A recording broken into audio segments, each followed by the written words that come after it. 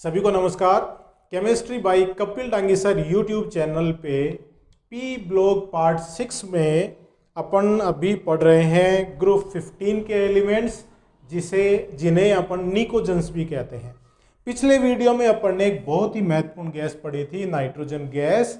आज अपन दूसरी important gas पढ़ रहे हैं, अमोनिया गैस। मैं आपको फिर बता दूं, अभी अपन पढ़ रहे हैं नाइट्रोजन के यौगिक और उनमें अपन ने नाइट्रोजन गैस पढ़ ली है। आज अपन पढ़ेंगे अमोनिया गैस। सबसे पहले अपन देख रहे हैं इसका निर्माण। देखिए, अमोनिया गैस है वायुमंडल के साथ साथ भूपर पट्टी में भी पाई जाती है। जो जल के स्रोत हैं उनमें जल में भी ये मिली हुई उपस्थित होती है, उसमें घुली हुई होती है। निर्माण में देखिएगा, सबसे पहले अपन देखें नाइट्रोजनी कार्बनिक यौगिकों से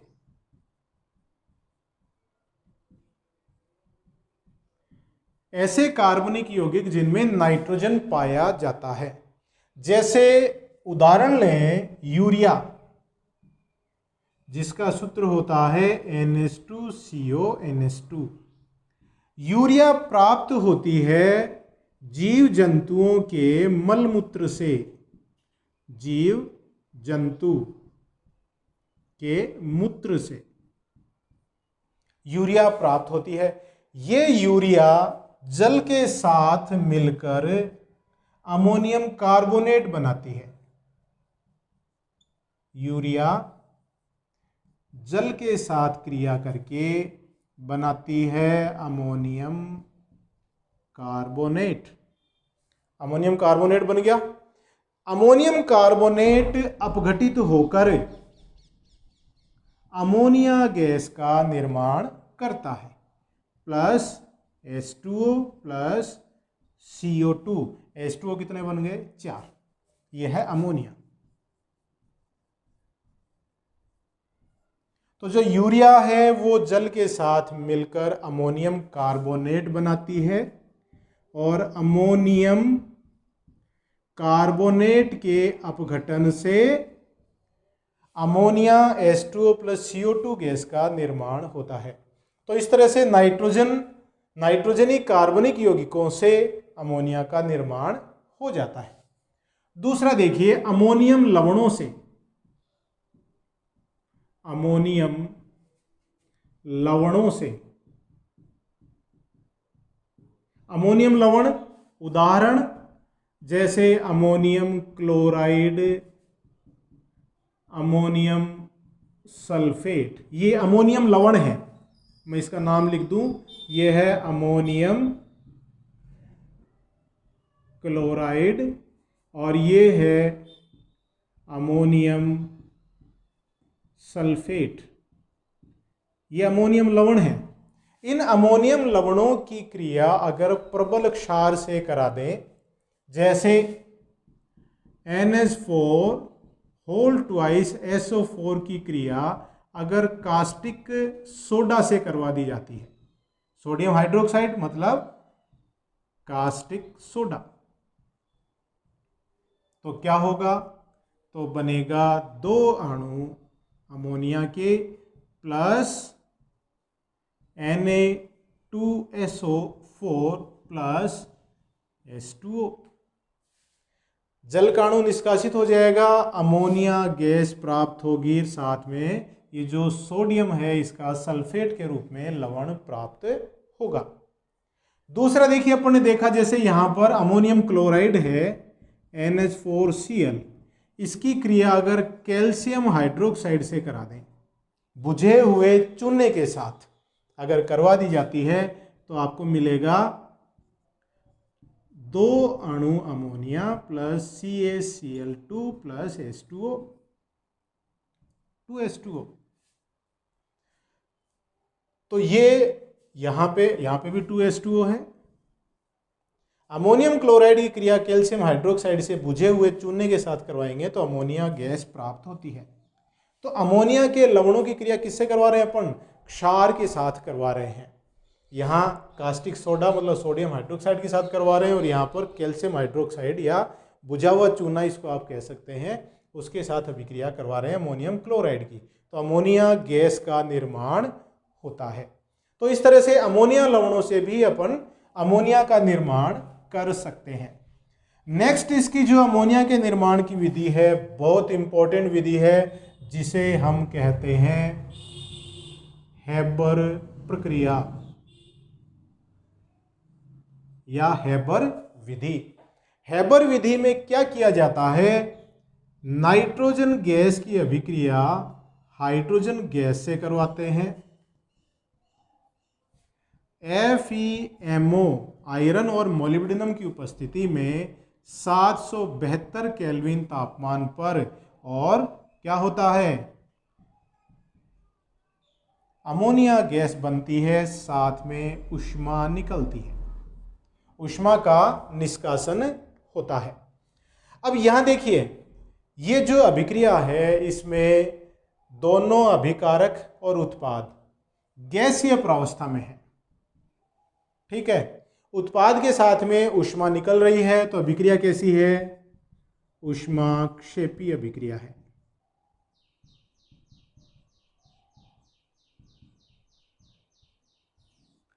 इस अभिक्रिया के लिए आपको अगर अमोनिया की ज़्यादा से ज़्यादा मात्रा प्राप्त करनी है इस विधि के द्वारा, तो आपको किन किन शर्तों की पालना करनी पड़ेगी, उसे हम ले शातेलिए नियम के आधार पर बता सकते हैं। अपन पढ़ते हैं ना ले शातेलिए का नियम, कि किसी अभिक्रिया की साम्य अवस्था पर अगर कोई परिवर्तन कर दिया जाता है तो अभिक्रिया उस दिशा में ज़्यादा चलती है ताकि किया गया परिवर्तन नष्ट हो जाए। तो देखिए, अभिकारक में गैस के 4 मोल हैं तो उत्पाद के 2 मोल बनेंगे। तो अग्र दिशा में अगर अभिक्रिया जा रही है तो दाब नष्ट हो रहा है, तो अगर आपने दाब बढ़ाया तो अभिक्रिया अग्र दिशा में जाएगी, अग्र दिशा में जाएगी तो ज़्यादा अमोनिया बनेगा। तो ज़्यादा अमोनिया प्राप्त करने के लिए जो शर्त है वो देखिएगा, ज़्यादा मात्रा में या अधिक मात्रा में अमोनिया प्राप्त करने की शर्तें देखिए क्या क्या हैं। फर्स्ट, उच्च दाब, और ये दाब रखा जाता है लगभग 200 बार। बार है वो दाब की इकाई है, 200 बार। दूसरी शर्त क्या है, अभिक्रिया चूंकि ऊष्माक्षेपी है, ऊष्मा निकल रही है, तो अभिक्रिया मिश्रण का तापमान तो वैसे ही बढ़ेगा। तो निम्न ताप, ताप कैसा है, निम्न ताप इसमें होना चाहिए। तो ताप इस अभिक्रिया के लिए रखा जाता है 772 केल्विन। अगर आपको यहां ज्यादा से ज्यादा मात्रा में उत्पाद प्राप्त करना है तो उत्प्रेरक डाल देते हैं इसमें, उत्प्रेरक की उपस्थिति। तो उत्प्रेरक के रूप में देखिए यहां पर Fe2O3, K2O, Al2O3 इत्यादि को काम में ले सकते हैं। तो आयरन ऑक्साइड है, पोटेशियम ऑक्साइड है और एल्यूमिनियम ऑक्साइड है, उनको उत्प्रेरक की तरह इस अभिक्रिया के लिए प्रयुक्त किया जा सकता है। चौथी कंडीशन क्या है, N2 और H2 की उच्च सांद्रता। आप ज्यादा मात्रा में H2 और N2 लें, जितना ज्यादा N2 और H2 आप इसमें डालेंगे अभिक्रिया अग्र दिशा में चलती रहेगी। 5, जो अमोनिया बना, अमोनिया को समय समय पर हटाया जाना चाहिए। जो अमोनिया बन रहा है उसे हम हटाते रहेंगे ताकि अभिक्रिया है वो अग्र दिशा में चलती रहे। तो ये कुछ कंडीशंस हैं, उच्च दाब, निम्न ताप, उत्प्रेरक की उपस्थिति, उस सांद्रता में नाइट्रोजन और हाइड्रोजन और अमोनिया है वो समय समय पर हटाया जाना चाहिए। तो इससे क्या होगा, अमोनिया की उच्च मात्रा प्राप्त होती है। विधि कौन सी है, हेबर वैज्ञानिक ने बताया, इसलिए इसको हेबर प्रक्रिया या हेबर विधि कहते हैं। अब हैबर विधि में देखिए, इसे अपने एक चित्र के द्वारा समझ सकते हैं कि इसमें जो उपकरण प्रयुक्त होता है वो किस प्रकार से होता है। जैसे यहाँ से हम सप्लाई कर रहे हैं नाइट्रोजन और हाइड्रोजन गैसें, यहाँ से N2 गैस और यहाँ से सप्लाई हो रहा है H2 गैस। N2 और H2 जो गैसें हैं वो किस अनुपात में हैं? देखिए, संतुलित समीकरण से आप बता सकते हैं, 1 मोल नाइट्रोजन का 3 मोल हाइड्रोजन के साथ अभिक्रिया करते हैं तो 1:3 आयतन में ये गैसें प्रवाहित की जाती हैं। गैसें कहाँ प्रवाहित की जाती हैं? यहाँ संपीड़ित्र में। ये है संपीड़ित्र, कंप्रेसर। संपीड़ित्र का काम क्या है कि इन गैसों के दाब को उच्च कर देगा। तो दाब हो गया गैसों का लगभग 200 बार। यहां से गैसों को प्रवाहित किया जाता है एक ऐसे चैम्बर में जिसमें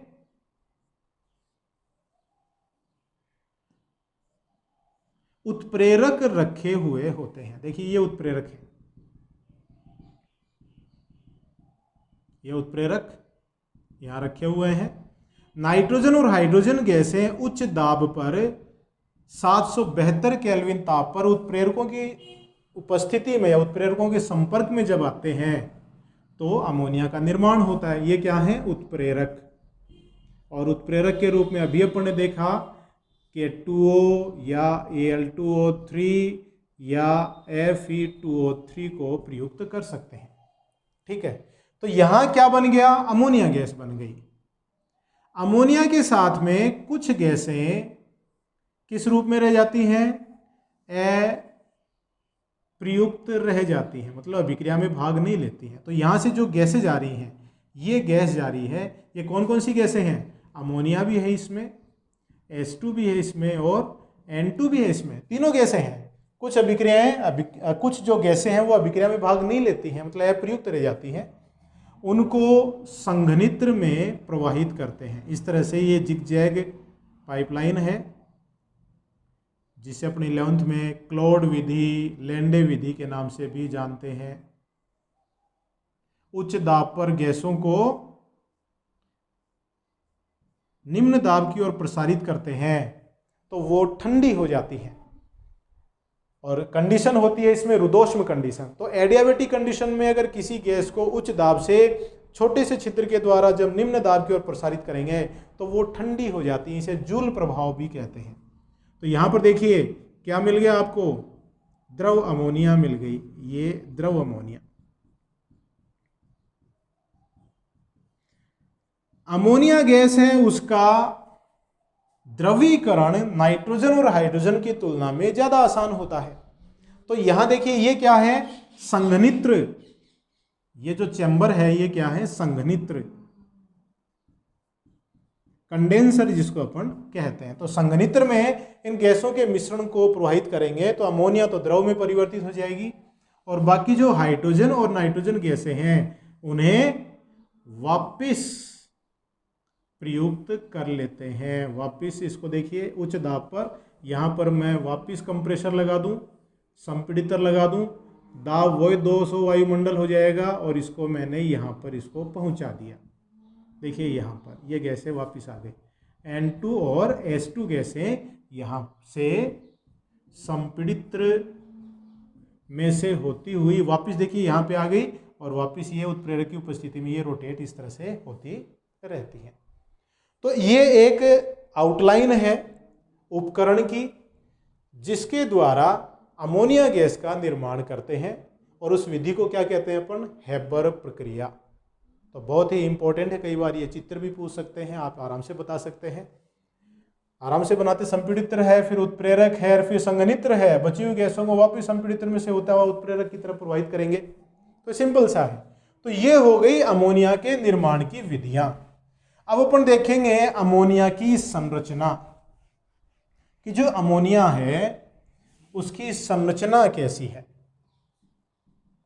संरचना तो देखिएगा, अमोनिया में जो केंद्रीय परमाणु नाइट्रोजन होता है वो sp3 संकरित होता है। sp3 संकरण के कारण इसके जो संयोजी कोश के इलेक्ट्रॉन युग्म हैं वो चतुष्फलकीय संरचना में व्यवस्थित हो जाएंगे और संयोजी कोश में इसमें 4 इलेक्ट्रॉन युग्म हैं।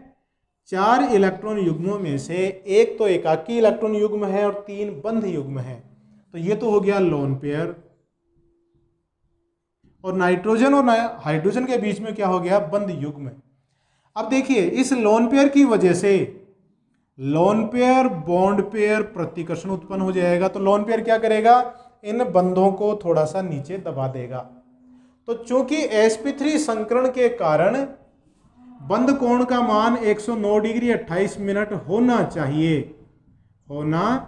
चाहिए, लेकिन बंध युग्म और एकाकी इलेक्ट्रॉन युग्म के मध्य प्रतिकर्षण के कारण ये बंध थोड़े से एक दूसरे के निकट आ जाते हैं और बंध कोण का मान घटकर हो जाता है 160 डिग्री।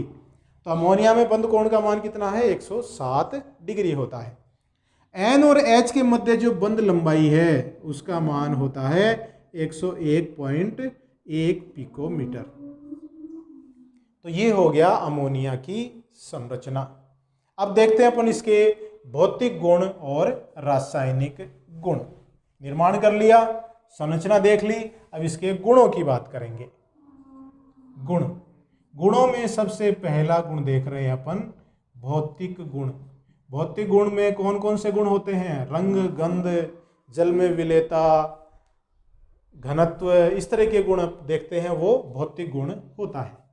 तो देखिए ये रंगहीन है, अमोनिया गैस रंगहीन होती है, लेकिन इसकी गंध बड़ी तीक्ष्ण होती है, तीक्ष्ण गंध वाली गैस होती है। ये रंगहीन तीक्ष्ण गंध वाली गैस है। जल में अत्यंत विलेय है।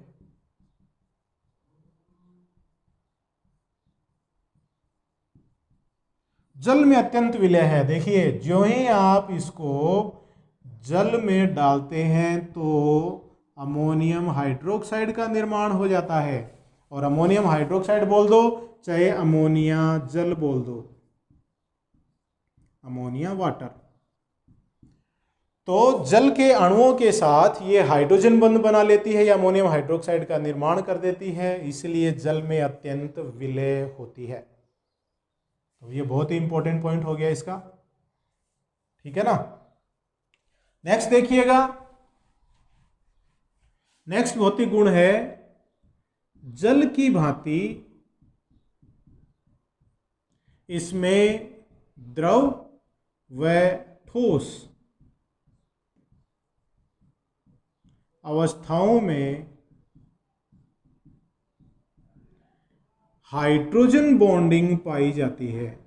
अमोनिया के अणुओं के मध्य हाइड्रोजन बंध पाए जाते हैं। जैसा जल में होता है वैसे ही अमोनिया में भी अंतरा अणु का हाइड्रोजन बंध पाए जाते हैं। तो ये हो गए इनके भौतिक गुण। अब दूसरा अपन देखते हैं रासायनिक गुण।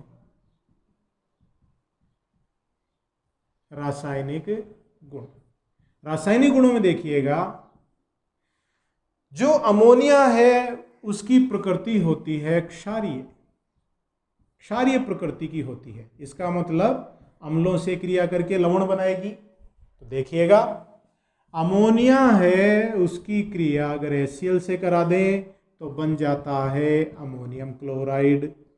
अमोनिया की अभिक्रिया अगर H2SO4 सल्फ्यूरिक अम्ल से कराते हैं तो बनेगा अमोनियम सल्फेट।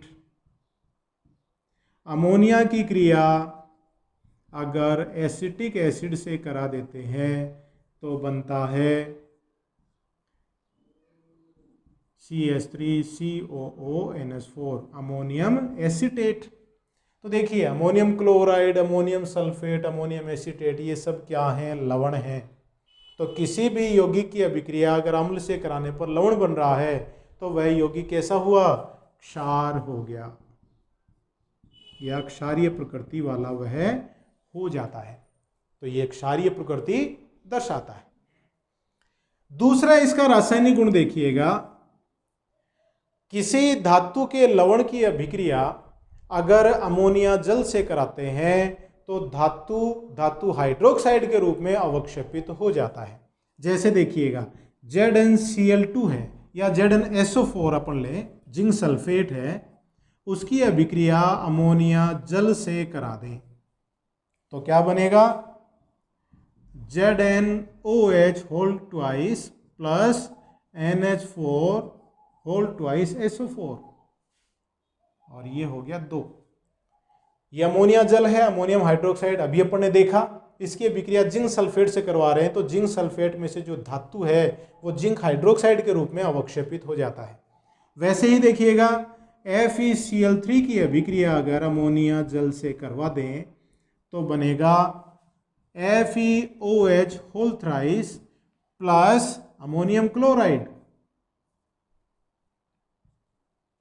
3 अमोनियम क्लोराइड, तो आयरन हाइड्रोक्साइड। और ये आयरन हाइड्रोक्साइड फिर अपघटित होकर Fe2O3X H2O के रूप में ये अवक्षेपित हो जाता है। तो धातुओं के लवणों में से धातुओं को हाइड्रोक्साइडों के रूप में ये अवक्षेपित कर देता है। तो ये बहुत ही इम्पोर्टेंट है, धातुओं के निष्कर्षण में इसका उपयोग अपन कर सकते हैं। तीसरा इसका रासायनिक गुण देखिएगा, अमोनिया में अभी अपन ने देखा ये अमोनिया है, इसमें नाइट्रोजन पर लोन पेयर है। लोन पेयर होने के कारण ये लुईस क्षार की भांति कार्य कर सकता है, क्योंकि लोन पेयर दाता के रूप में ये काम कर सकता है, तो लुईस क्षार की भांति कार्य कर सकता है और धातु आयनों के साथ क्रिया करके ये उपसहसंयोजक यौगिक भी बना सकता है। जैसे देखिए AgCl के साथ अगर अमोनिया की क्रिया कराते हैं तो बनता है AgNH3 का होल ट्वाइस Cl, ये संकुल बन गया। तो इसमें जो अमोनिया है वो लिगेंड की तरह काम कर रहा है, तो संकुल बना रहा है। वैसे देखिए अगर कॉपर सल्फेट के साथ अमोनिया की क्रिया करवा दें तो कॉपर के साथ अमोनिया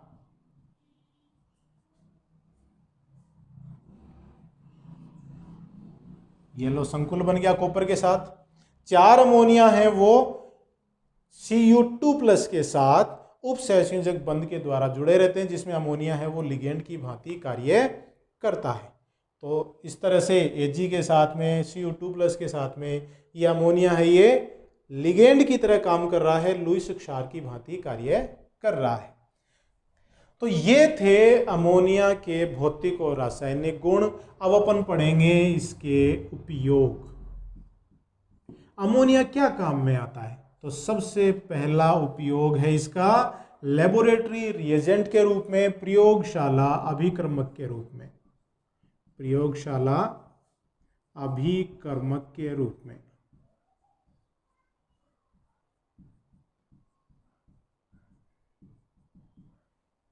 ठीक है। दूसरा HNO3 के निर्माण में, ये अपन जब HNO3 पढ़ेंगे नाइट्रिक एसिड, तो अमोनिया से नाइट्रिक अम्ल कैसे बनता है उसको अपन डिटेल में देखेंगे। तो HNO3 के निर्माण में भी अमोनिया का उपयोग होता है। नाइट्रोजनी उर्वरकों के निर्माण में, तो नाइट्रोजनी उर्वरक के रूप में क्या काम में लेते हैं अपन? Ammonium sulphate, ammonium phosphate, ammonium carbonate, ये सब अमोनिया से बने हुए यौगिक हैं जो नाइट्रोजनी उर्वरक के रूप में प्रयुक्त किए जाते हैं।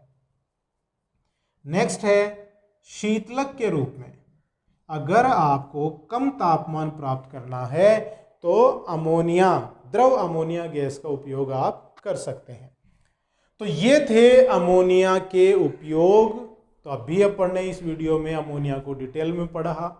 नेक्स्ट वीडियो में अपन नाइट्रोजन के एक नए यौगिक के साथ पेश होंगे। तो आप तब तक के लिए हाथ धोते रहिए, सुरक्षित रहिए, परिवारजनों का ध्यान रखिए और मेरे वीडियोस देखते रहिए। बहुत बहुत धन्यवाद।